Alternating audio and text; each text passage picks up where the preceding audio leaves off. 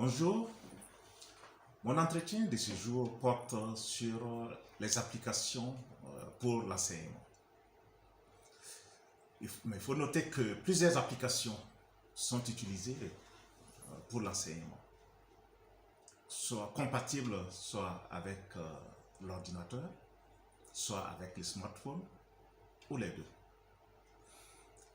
Nous les avons regroupées selon certaines catégories, avec quelques exemples. Pour la conception des cours, par exemple, et des exercices, nous avons un exemple Hopal, puzzlefast.com. Toujours pour la réalisation des contenus, cela peut se faire avec les logiciels de traitement des textes comme Word ou de présentation comme PowerPoint.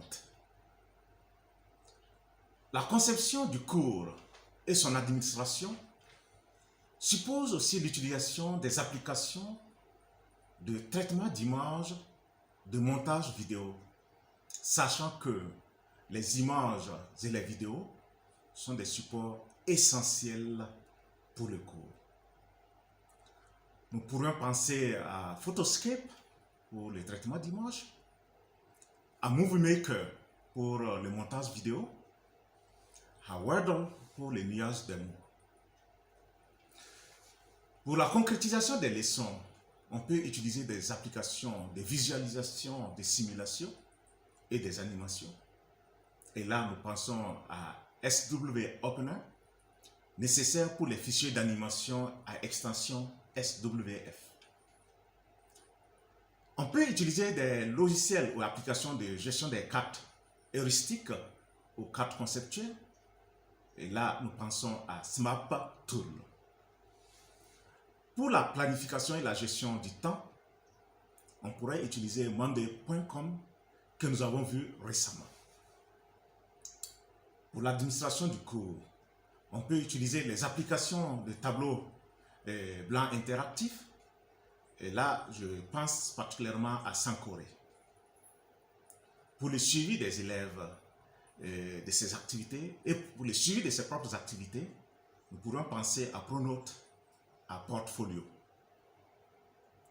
Nous pourrions utiliser aussi des tableurs pour réaliser les calculs des moyennes, le classement et la présentation des données.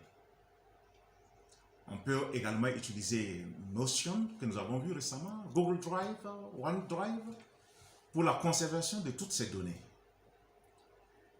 Et on pourrait aussi penser à mettre en place une classe virtuelle pour la formation à distance, avec Google Classroom par exemple, ou avec d'autres logiciels de LMS, Learning Management System, et je pense à Moodle.